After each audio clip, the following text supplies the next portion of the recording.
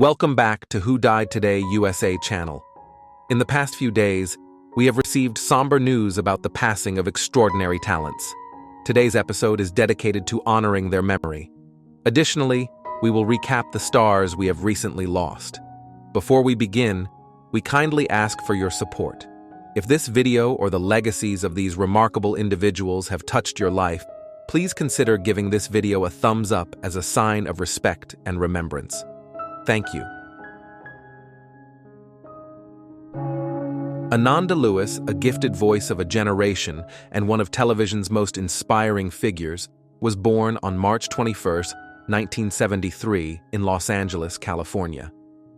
Known for her intelligence, empathy, and commanding presence, Ananda rose to prominence in the late 1990s as a celebrated MTV VJ, where she connected with millions of viewers during one of music television's most defining eras.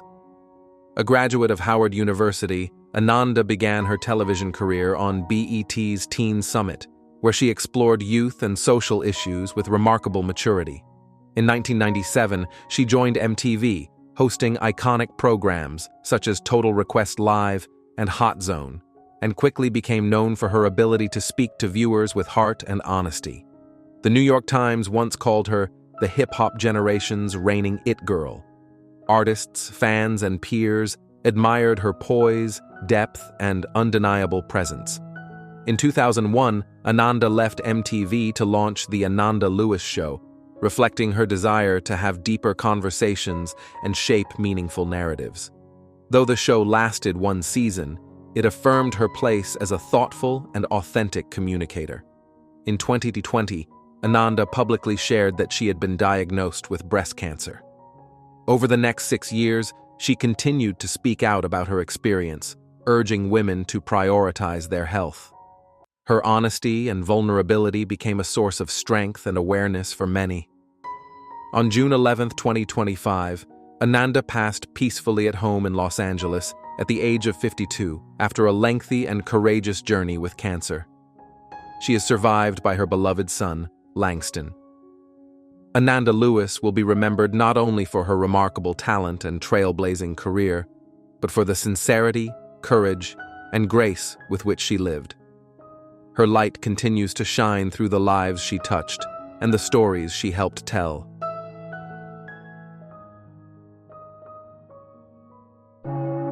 Jonathan Mayers, a visionary behind some of the most beloved music festivals in the country, passed away on June 10, 2025, at the age of 51.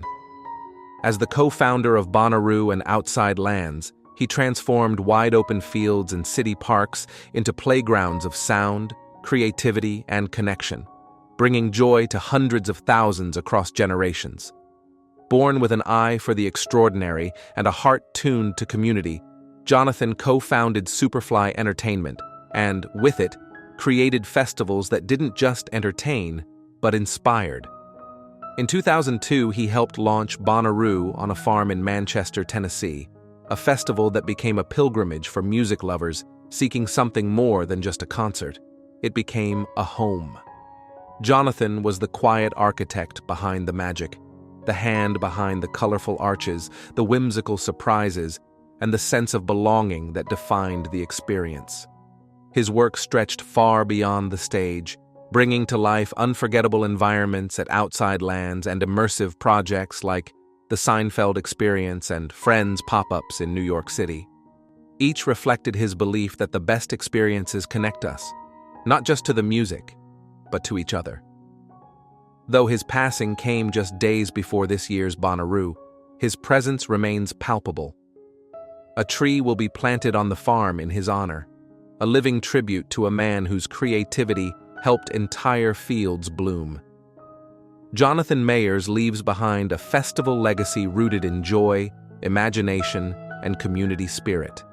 His work will continue to echo through every cheer, every encore, and every moment of togetherness under the stars.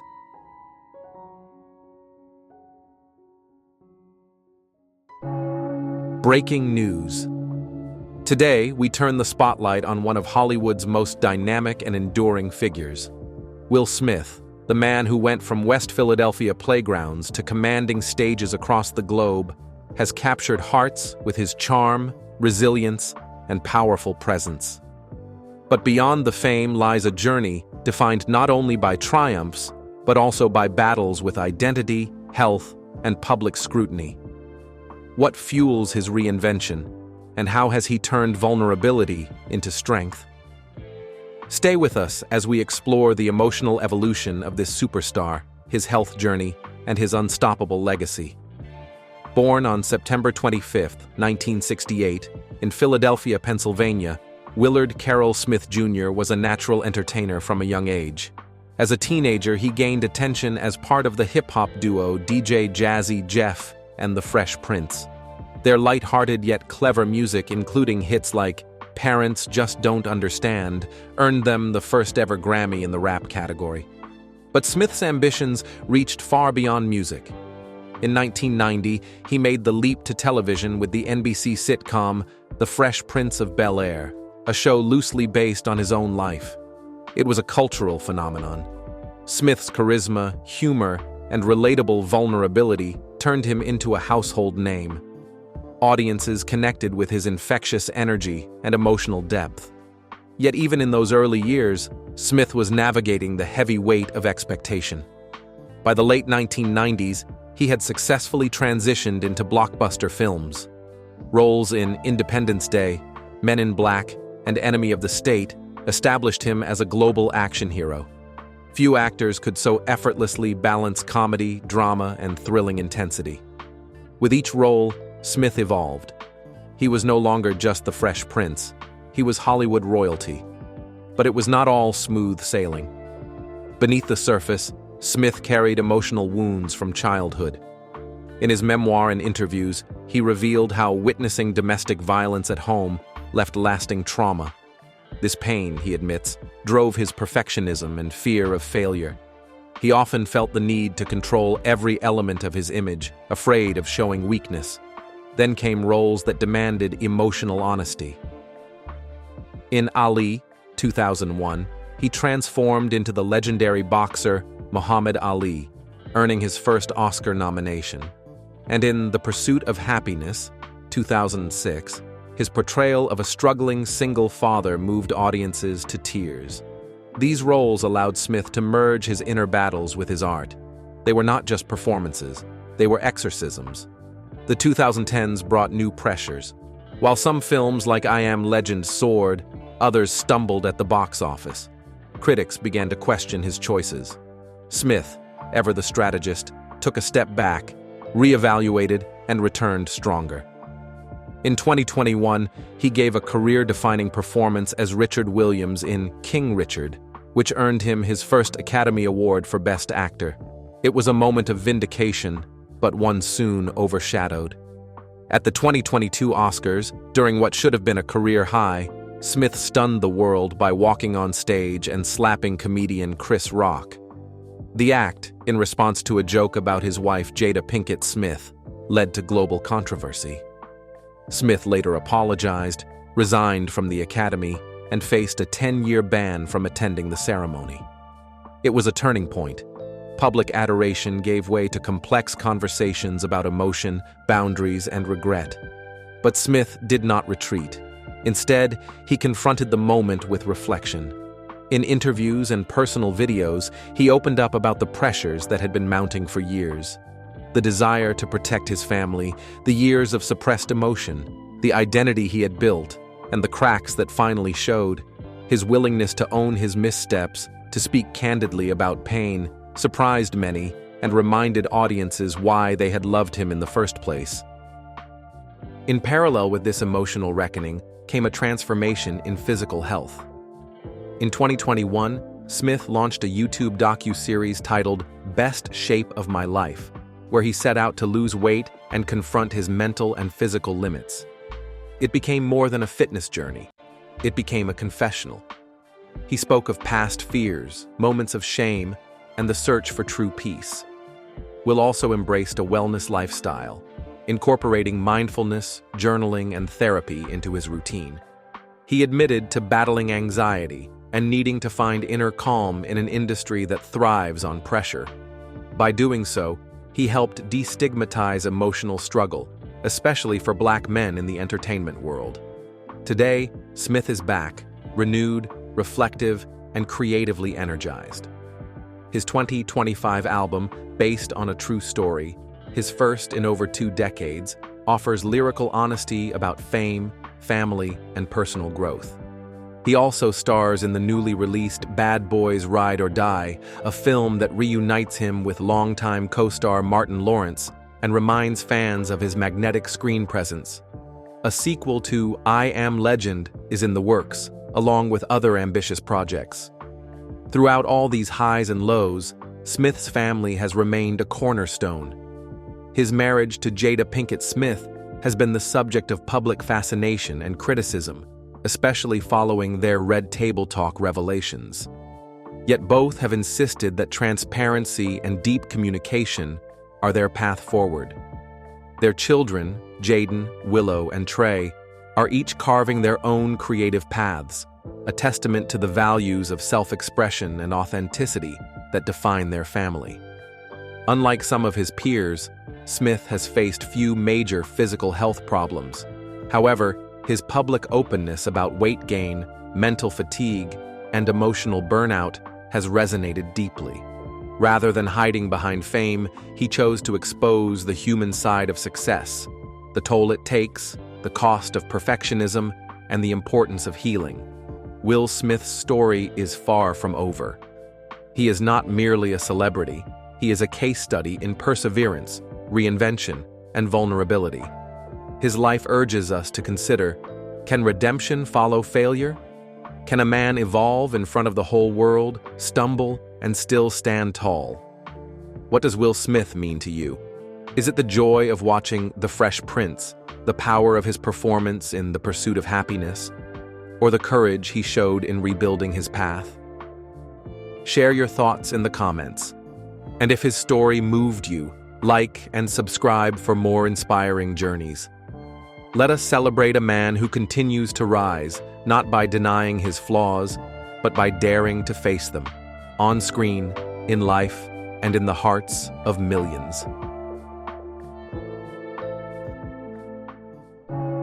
Sly Stone, the visionary force behind Sly and the Family Stone, left us on June 9, 2025, at the age of 82. Surrounded by loved ones, he ended a long journey marked by both profound musical triumph and deeply personal challenges. He passed following a prolonged struggle with COPD and other health complications, yet his spirit remains fiercely alive in the rhythm and soul of his music. Born Sylvester Stewart in 1943, Sly's early days in the church choir set the stage for a life immersed in sound.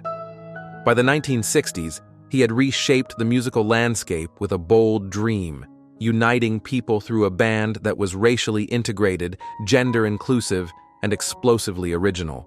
Songs like Everyday People and Dance to the Music didn't just top charts. They invited us all to celebrate our shared humanity. But Sly's story wasn't always joyous. Fame brought pressures that weighed heavily. He faced years of personal hardship and health battles. Yet even as he stepped away from the spotlight, the echoes of his music never faded. His 2023 memoir, Thank You, Falatin Mi Be Myself Ajin, and the 2025 documentary, Sly Lives, brought his story full circle, with grace, honesty, and a reminder of his unmatched influence. He is remembered not only as a pioneer of funk, soul, and rock, but as a man who believed in the transformative power of music. His melodies lifted spirits, stirred social change, and still move generations. Sly once said, "I never lived a life I didn't want to live," and in every beat he gave us, that truth still sings. Rick Derringer, the Ohio-born musician whose guitar riffs lit up decades of rock, passed away in Ormond Beach, Florida at the age of 77. Though he had faced health struggles in recent months, his musical legacy remains vivid and vital, etched into the soul of American pop culture. From the moment he sang Hang On Sloopy as a teenager, taking the McCoys to #1 in 1965, Rick proved he had a sound that could define a moment. That same energy carried into the electrifying anthem Rock and Roll Hoochie Coo, a solo hit that's never left the radio dial, film soundtracks, or barroom jukeboxes. But Rick Derringer was far more than a chart topper. He was a creative force who worked with legends, from Steely Dan and Barbra Streisand to Weird Al Yankovic. As a guitarist, producer, and songwriter, his fingerprints touched some of rock's most enduring moments. His work on Edgar Winter's Frankenstein helped shape the sound of an era, while his WWE anthem, Real American, became an unlikely soundtrack to national pride.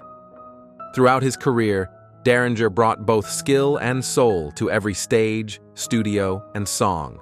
Whether backing Cyndi Lauper or recording faith-infused albums with his wife Jenda, he played with purpose and heart. Even in his later years, Rick never stopped creating, touring, or connecting with fans. More than a rocker, he was a relentless craftsman, a man who loved the music and lived for the moments it created. And for that, Rick Derringer will always be part of the American soundtrack.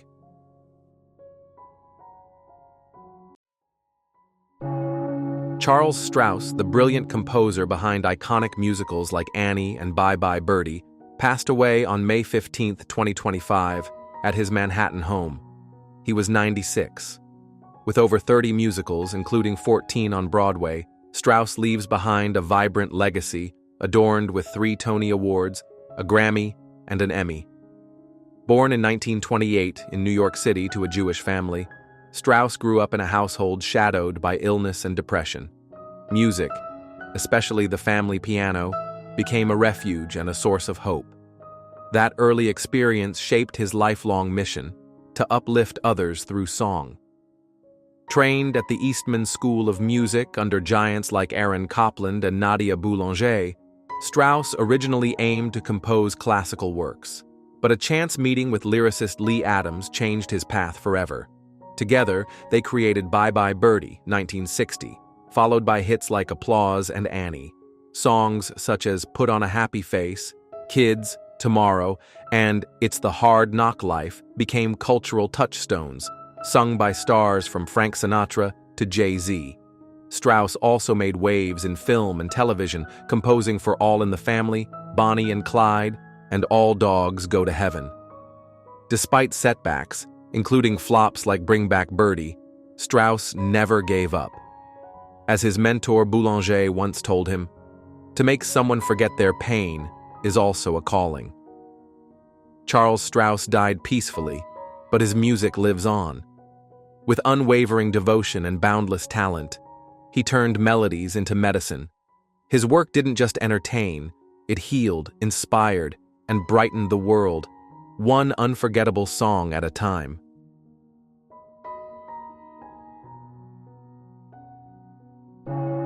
Gene "Daddy G" Barge, a trailblazing saxophonist, producer, and musical visionary, passed away peacefully at home in Chicago on February 2, 2025, at the age of 98.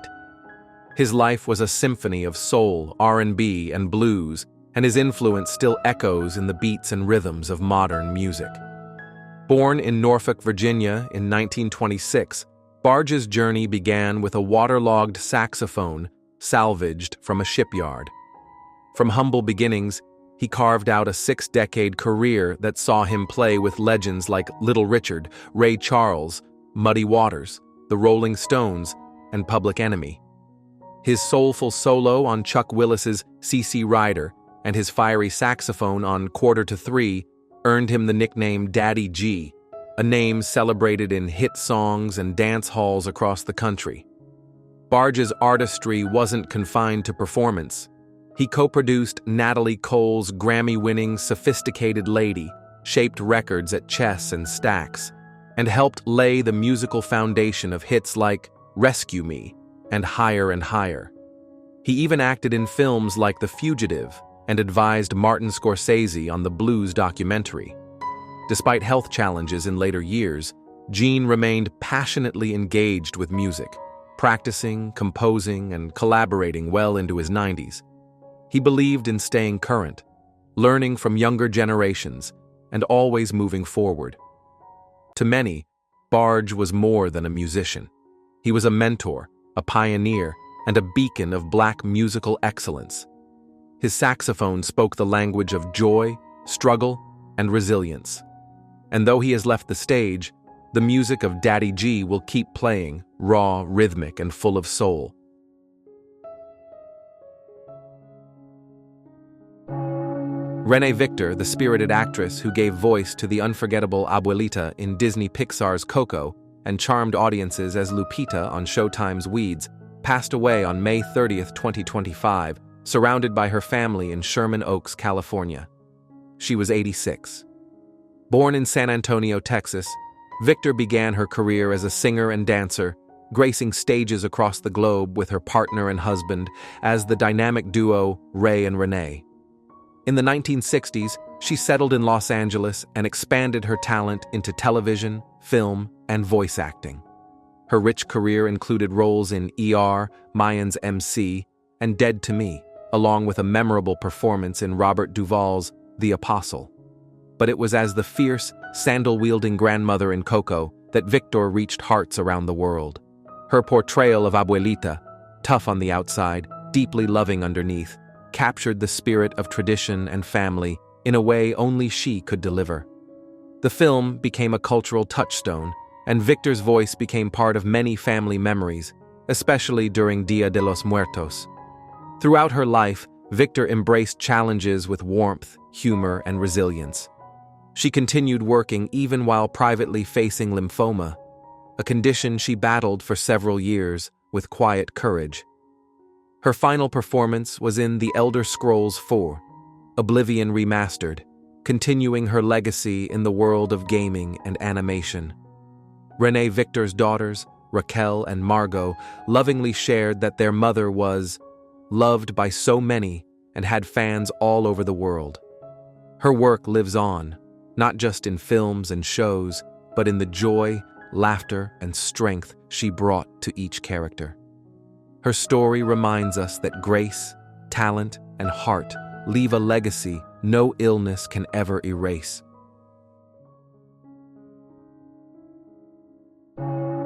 Wayne Lewis, the gifted singer, keyboardist, and founding member of the beloved R&B group Atlantic Starr, passed away on June 5, 2025, at the age of 68. As the heart and creative force behind some of the most enduring love songs of the 1980s and 90s, Lewis's voice and music became a soundtrack to countless cherished memories. Born on April 13, 1957, Lewis co-founded Atlantic Starr in White Plains, New York, alongside his brothers David and Jonathan. Together, they carved a unique place in music history, blending smooth vocals with lush instrumentals. Their timeless hits, like Secret Lovers, Masterpiece, and the iconic Always, reflected themes of love, hope, and connection, and helped the band soar to the top of the Billboard charts. Wayne was more than a performer. He was a songwriter, a collaborator, and a leader. His keyboard work gave Atlantic Starr its signature sound, and his songwriting, often in partnership with his brother David, spoke to the heart of an entire generation. As their music crossed over from R&B into pop, the group found a lasting place in American culture. Although the cause of Wayne's passing has not been publicly shared, what remains clear is the depth of love and admiration he inspired. Fellow musicians, longtime fans, and loved ones have taken to social media to honor the man whose music brought so much joy. Wayne Lewis's legacy is one of harmony between family, bandmates, and the millions who found comfort and celebration in his melodies. His life was a masterpiece of sound, and his spirit will echo in the songs that continue to bring people together.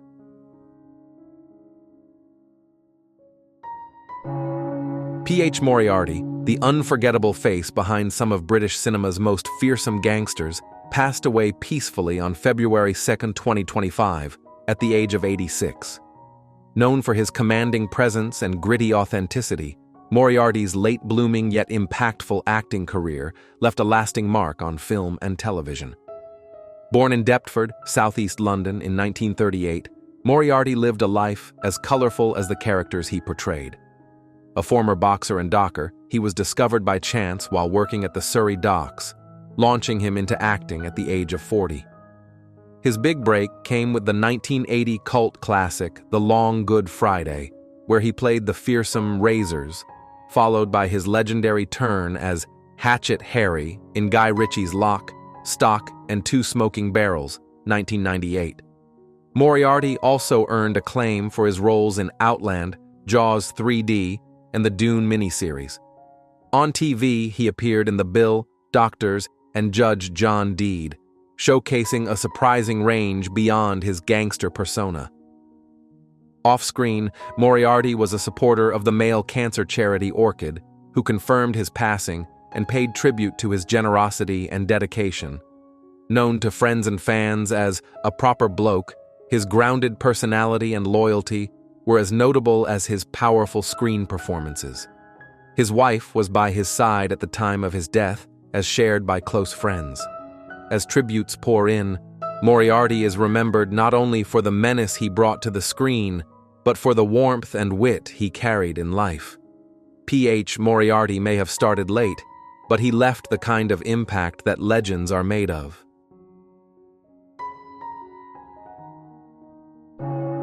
Mel Novak, a beloved screen presence best known for his unforgettable villainous roles and fearless stunt work, passed away peacefully at the age of 90 on April 9, 2025. With a film career spanning 7 decades, Novak became an iconic figure in martial arts and action cinema, celebrated for his role as the matchstick-chewing sniper stick in Game of Death, alongside the legendary Bruce Lee. Born Milan Mistrjanovic in Pittsburgh in 1934, Novak was a gifted athlete who turned down over 60 football scholarships to pursue a career in baseball. A shoulder injury rerouted his path, ultimately leading him to Hollywood, where his rugged charisma and dedication to performing his own stunts quickly made him a staple of the action genre. From Black Belt Jones to Tom Horn, Novak embraced the tough guy persona on screen, often playing roles that demanded grit, precision, and physical resilience. Despite enduring daily pain in his later years from the toll of performing dangerous stunts, Novak never lost his drive or compassion. Off-screen, he was an ordained minister, offering hope and faith to those behind bars across the country. He often said that his acting helped him connect with inmates, many of whom had seen him on screen. "My career gave me a bridge to reach hearts," he shared in a 2016 interview. His daughter, Nicole Conant, confirmed he died of natural causes at a care facility in Southern California. He is survived by his daughters, Nicole and Leah, and grandchildren Ali and Ryan. His memoir, Cross Airs, will be published this December. Mel Novak's legacy is one of courage, conviction, and compassion, both on the screen and in the lives he touched beyond it. Samuel French, a gifted actor whose quiet strength and emotional depth left a mark on every role he took on, passed away on May 9, 2025, in his hometown of Waco, Texas, at age 45. Known for standout performances in Killers of the Flower Moon and Fear the Walking Dead, French brought intensity and authenticity to the screen, captivating viewers and colleagues alike. French's path to acting was grounded in humility and purpose. Born on January 26, 1980, he began his screen journey in the historical miniseries Texas Rising, before taking on the role of Ben in Fear the Walking Dead and, most memorably, portraying Agent C.J. Robinson in Martin Scorsese's acclaimed film Killers of the Flower Moon. In that role, he shared the screen with Robert De Niro, earning quiet praise from Scorsese himself for a performance filled with quiet conviction and grace. Behind the scenes, Samuel was described as deeply committed to his craft. His final performance as Detective Bernard Crook in the upcoming film Towpath was hailed by director Paul Sinecore as unfiltered, fearless, and alive. The project, which tells a story set during the Civil Rights Movement, captured French's dedication to storytelling that mattered. Over the last few years, French faced a private health battle with courage and dignity. His cancer diagnosis never dimmed the fire he carried for acting or the love he held for his daughter Madison, whom he spoke of with tenderness and pride. Samuel French leaves behind a legacy of rising talent, compassion, and resilience. He is survived by his daughter Madison, her mother Melinda Acosta, his parents Thomas and Evelyn, and his brothers Andy and Danny. Though his time was brief, his spirit will endure through the stories he helped bring to life.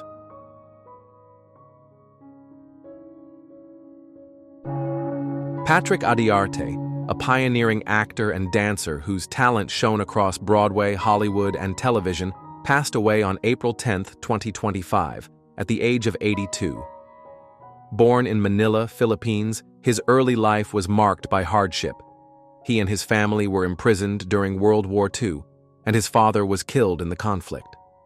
Yet from these early trials, Patrick emerged with resilience, grace, and extraordinary artistic promise. Adiarte's career began on Broadway in The King and I, where he eventually played Prince Chulalongkorn. He reprised this role in the beloved 1956 film adaptation. A few years later, he charmed audiences again as Wang San in Flower Drum Song, both on stage and in the 1961 film. His voice, humor, and youthful energy brought fresh representation to the screen at a time when Asian American performers were rarely visible. In 1972, he became a familiar presence to TV audiences as Ho Jon in the first season of MASH. His character's storyline, a Korean orphan supported by doctors to attend medical school, touched viewers deeply, offering a quiet commentary on compassion amidst war. Adiarte also graced television screens in shows like The Brady Bunch, Bonanza, and Ironside, often cast in a wide range of ethnic roles, reflecting both his versatility and the complexities faced by Asian actors of his era. Beyond acting, he was a gifted dancer and choreographer, even appearing on Hullabaloo and collaborating with Gene Kelly, who once described him as a potential next Fred Astaire. Patrick's legacy endures not only through his memorable performances, but also through the barriers he helped break and the joy he brought to audiences. He is survived by his niece, Stephanie Hogan, and nephew Michael, who remember him with love and admiration. David Seagull, founder of Westgate Resorts and beloved husband of Queen of Versailles star Jackie Seagull, passed away peacefully on April 5, 2025, at the age of 89. Surrounded by his wife, children, and closest friends, David's final days were filled with love and reflection, a testament to the life he built, one grounded in resilience, vision, and family. Born with an entrepreneurial spirit, David started Westgate Resorts from humble beginnings, launching the company from his garage in the 1980s. Under his leadership, it grew into one of the largest timeshare resort businesses in the country. More than just a builder of hotels, he was known for building opportunities for employees, for families, and for anyone inspired by his belief in the American dream. David's story became familiar to many through the 2012 documentary The Queen of Versailles, which captured his and Jackie's journey in constructing their 90,000-square-foot dream home amid the backdrop of the 2008 financial crisis. The film, later adapted into a Broadway musical, revealed not only the scale of his ambitions, but also the depth of his love for his family. Through personal and public challenges, including the loss of his daughter Victoria in 2015, David remained a pillar of strength. His family, especially Jackie and their children, were his greatest pride. Jackie shared, "To say we are devastated is an understatement, but I find comfort in knowing Victoria was there to greet him." David Seagull lived with cancer in his final years, facing it with quiet courage. His legacy lives on not only in the success of Westgate Resorts, but in the lives he touched as a father, husband, mentor, and philanthropist. His story reminds us that greatness begins with grit and is defined by love.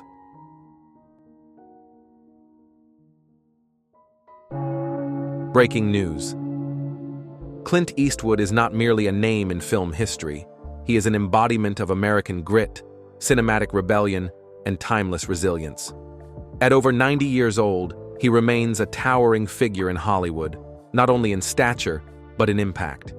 His career spans more than 7 decades, yet his legacy continues to evolve, quietly shaped by both creative brilliance and unwavering discipline.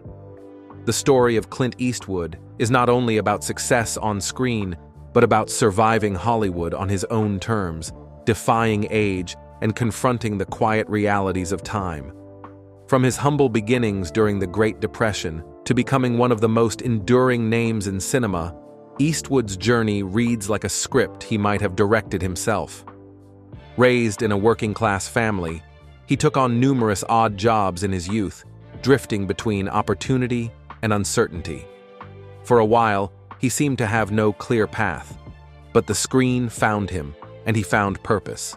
His early attempts in Hollywood were anything but glamorous. Cast in minor roles and criticized for a lack of expression, Eastwood had to climb from the periphery of the industry.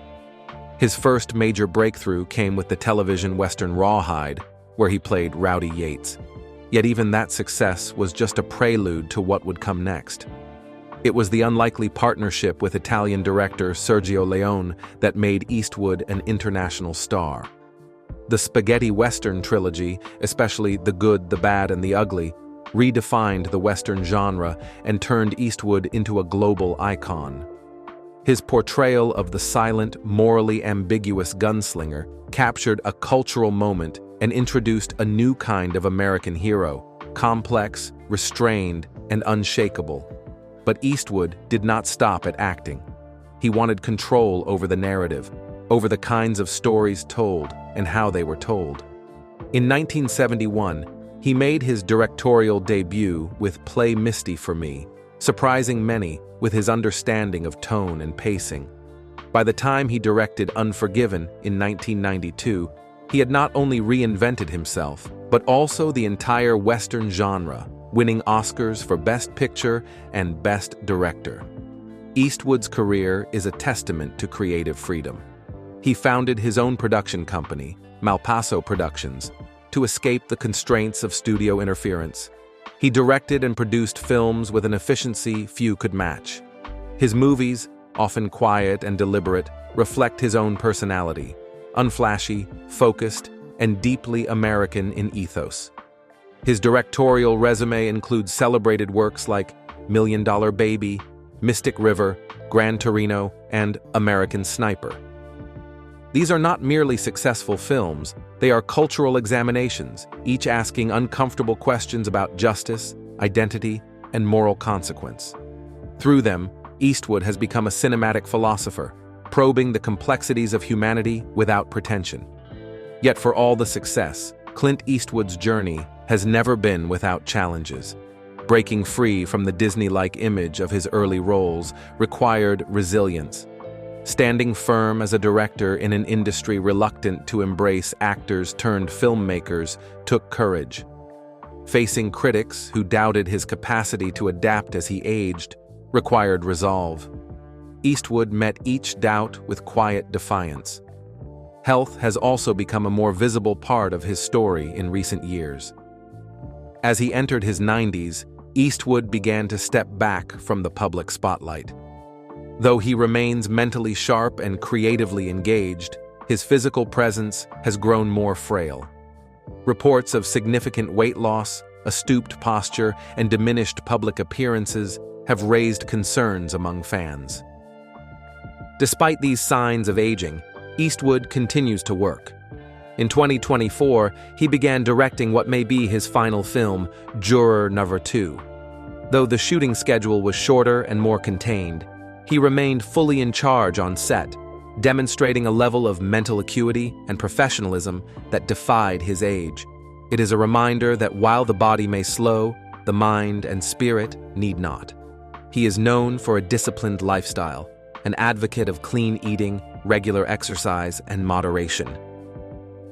Long before wellness became a trend in Hollywood, Eastwood was already living it.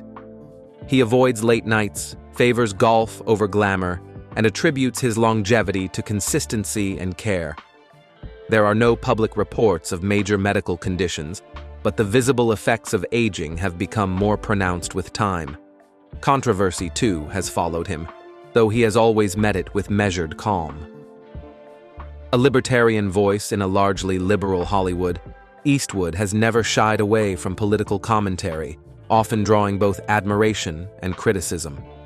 His 2012 appearance at the Republican National Convention, in which he delivered an impromptu speech to an empty chair meant to represent a political opponent, was widely mocked and praised in equal measure. Yet even in divisiveness, Eastwood remains respected. There is an integrity to his journey, a refusal to conform to expectations, a loyalty to personal truth. He is not a man swayed by trends or by applause. He acts and directs with the same stoic determination that once defined his on-screen persona. In an age of reinvention, Clint Eastwood stands out as someone who never needed to change in order to remain relevant. He simply stayed true. He stayed working. He stayed present. He allowed his age to inform his perspective rather than limit it. Through his films, he has offered more than entertainment. He has offered reflection. He has given audiences a mirror through which to examine courage, regret, sacrifice, and redemption. His stories often end without resolution, because life itself rarely offers one. As Eastwood approaches the twilight of his career, his impact is only becoming more apparent. Younger filmmakers cite him as an influence. Audiences still flock to his stories. He is not just a relic of old Hollywood. He is a bridge between generations, a testament to what can happen when artistry meets endurance. Clint Eastwood's life reminds us that greatness is not about chasing the spotlight, but about knowing when to stand in it, when to step away, and when to let your work speak for itself. It is about leaving behind more than just films. It is about leaving behind a standard. So what is your favorite Clint Eastwood moment? Was it the glare of a gunslinger in a desert showdown? The quiet heartbreak in $1 Million Baby? Or the gravel-voiced wisdom of Walt Kowalski in Gran Torino? Share your memory below, and let us honor a man whose life work has been not just to entertain us, but to challenge us, to ground us, and to remind us of the raw, imperfect beauty of being human.